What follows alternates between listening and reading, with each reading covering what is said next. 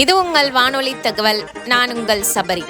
இந்த உலகத்தில் வாழற ஒரு மனிதர்கள்லையுமே மிகப்பெரிய பணக்காரனாக இருந்தாலும் சரி, மிக சிறிய ஏழையாக இருந்தாலும் சரி, எல்லோரும் சமமாக நினச்சி கவலைப்படுற ஒரே ஒரு விஷயம் மரணம்தான்.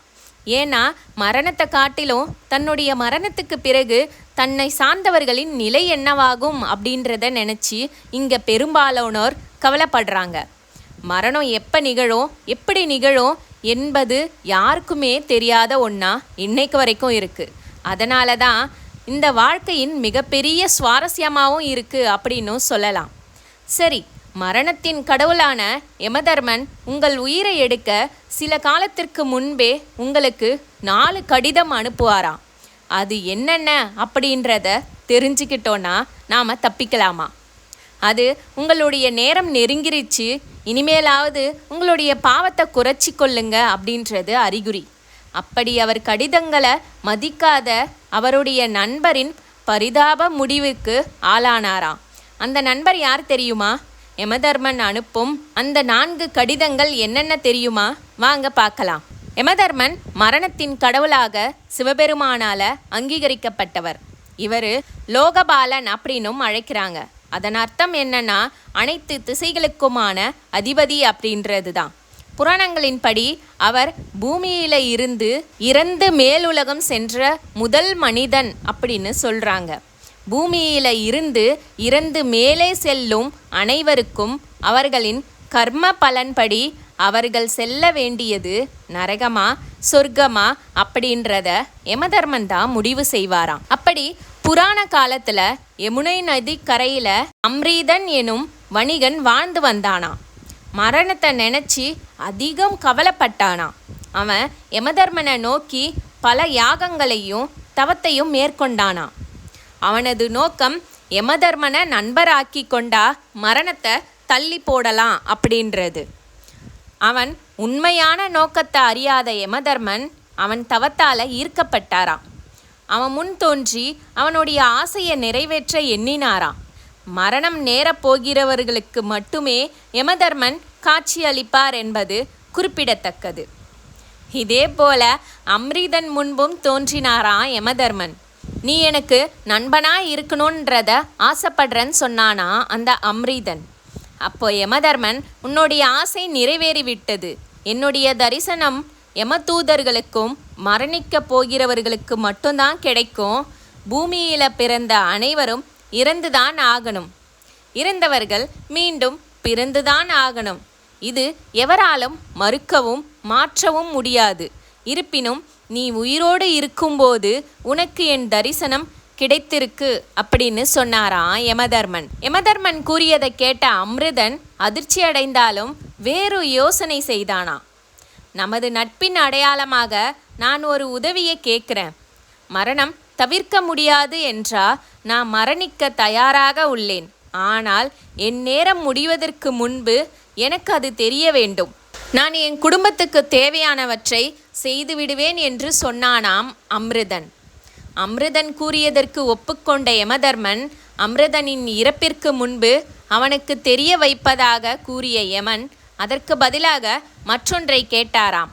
உனக்கு எப்பொழுது என் கடிதம் கிடைக்கிறதோ அப்பொழுது நீ உன் குடும்பத்திற்கு தேவையானவற்றை செய்துவிட வேண்டும் என்று கூறி மறைந்து போனாராம் யமதர்மன். யமன் கூறிய வாக்கில் இருந்த நம்பிக்கையால் அமிர்தனின் ஆணவம் அதிகரித்தது. எனவே மரணம் பற்றிய பயத்தை விடுத்து சுகபோக வாழ்க்கையை வாழத் தொடங்கினானாம். எந்தவித அச்சமும் இன்றி பாவங்களை செய்யத் தொடங்கினான். நாளடைவில் அவன் முடி நரைக்கத் தொடங்கியது. யமனிடம் இருந்து எந்த தகவலும் வராததால் தன் இஷ்டம் போல வாழ்க்கையை வாழத் தொடங்கினான். ஆண்டுகள் பல கடந்தன. அம்ருதனின் பற்கள் அனைத்தும் விழத் தொடங்கியது. நமது மரணம் இப்பொழுது நேரப்போவதில்லை என்று நினைத்த அம்ருதன் தொடர்ந்து பாவங்களை செய்தானாம். கடவுள்களை வழிபடுவதையும் விட்டுவிட்டானாம். மேலும் சில ஆண்டுகள் கழித்து அம்ருதனின் கண் பார்வை குறையத் தொடங்கியதாம். ஒரு கட்டத்தில் பார்வை முழுவதும் பறிபோனது. ஆனாலும் யமனிடம் இருந்தும் எந்த ஒரு கடிதமும் வரவில்லை. வயதான காலத்தில் அவனது உடல் தசைகள் வலிமை இழந்து படுத்த படுக்கையாக முடங்கி போனான். இருந்தும் தனக்கு இன்னும் மரணக்கடிதம் அனுப்பாத தன் நண்பனுக்கு மனதுக்குள் நன்றி கூறிக்கொண்டானாம் அம்ருதன். ஒரு நாள் இரவில் அம்ருதன் தூங்கிக் கொண்டிருந்த பொழுது யமதூதர்களைக் கண்டு ஆச்சரியமடைந்தானாம். உடனே எழுந்து வீடு முழுவதும் யமன் அனுப்பிய கடிதத்தை தேடத் தொடங்கினானாம். ஆனால் எந்த கடிதமும் கிடைக்கவில்லை. யமதர்மன் செய்த துரோகத்தை எண்ணி கோபம் கொண்டானாம் அமிர்தன். இருப்பினும் அவனின் விதி முடிந்துவிட்டதால் அவன் யமலோகத்திற்கு அழைத்து செல்லப்பட்டானாம். அங்கே யமன் புன்னகையுடன் அமர்ந்து கொண்டிருந்த பொழுது அதை பார்த்து மேலும் இவனுக்கு கோபம் அதிகமானதாம்.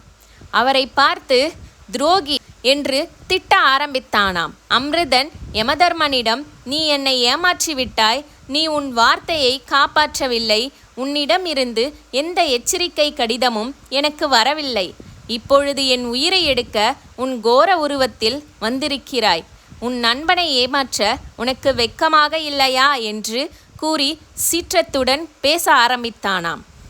அம்ருதனின் குற்றச்சாட்டுகளுக்கு யமன் அமைதியாக பதிலளித்தாராம். வாழ்க்கை மீது உனக்கு இருந்த மோகம் உன்னை குருடனாக்கிவிட்டது. பிறகு எப்படி உன்னால் நான் அனுப்பிய கடிதங்களை பார்க்க இயலும்? 1 அல்ல, மொத்தம் 4 கடிதங்கள் உனக்கு நான் அனுப்பினேன். ஆனால் நீ அவற்றை கண்டுகொள்ளவில்லை. மரணக் கடிதங்களா? என்னது?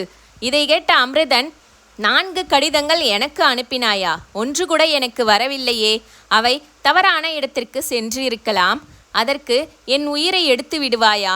இது நியாயமா என்று ஆத்திரத்தில் கத்தினானாம்.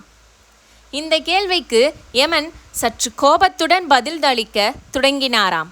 நீ புத்திசாலியாக இருந்த பொழுதிலும் நான் உனக்கு எழுதுகோலால் எழுதி கடிதம் அனுப்புவேன் என்று எப்படி நினைத்தாய்? முட்டாளே! உன் உடல்தான் காகிதம். அதில் ஏற்படும் மாற்றங்களே எழுதுகோல் மற்றும் நேரம்தான் என் தூதுவன். அதன் மூலம் உனக்கு நான் 4 கடிதங்கள் அனுப்பியுள்ளேன் என்று சொன்னாராம். பல ஆண்டுகளுக்கு முன்னர் உன்னுடைய தலைமுடி நரைத்தது. அதுவே என்னுடைய முதல் கடிதம். உன்னுடைய பற்கள் விடத் தொடங்கியது. அதுவே என்னுடைய 2வது கடிதம். உன் பார்வை மங்கியது. அதுவே என்னுடைய 3வது கடிதம். 4வதோ உன் உடல் முடங்கியது. அதை கருத்தில் கொள்ளாமல் நீ உன் பாவங்களை தொடர்ந்து கொண்டே இருந்தாய். இப்பொழுது உனக்கு நரகம்தான் தண்டனை என கூறி அம்ருதனை நரகத்திற்கு அனுப்பி வைத்தாராம் யமதர்மன். யமபுராணத்தின்படி நாம் மாற்ற முடியாத நமது எதிர்காலத்தை நினைத்து பயப்படும்போது, அதாவது மரணத்தை நினைத்து பயப்படும்போது, நாம் நமது வாழ்க்கை தர்மங்களை கடைபிடித்து வாழ்வின் இறுதியை நோக்கி பயணிக்க வேண்டும். நமது கடமைகளை நிறைவேற்ற இப்பொழுதிருந்தே தொடங்க வேண்டும். யமனின் 4 கடிதங்கள் எப்பொழுது வேண்டுமானாலும் நமக்கு வரலாம். அதனால் முடிந்தளவு பாவத்தை செய்யாமல் புண்ணியத்தையே தேடுவோம்.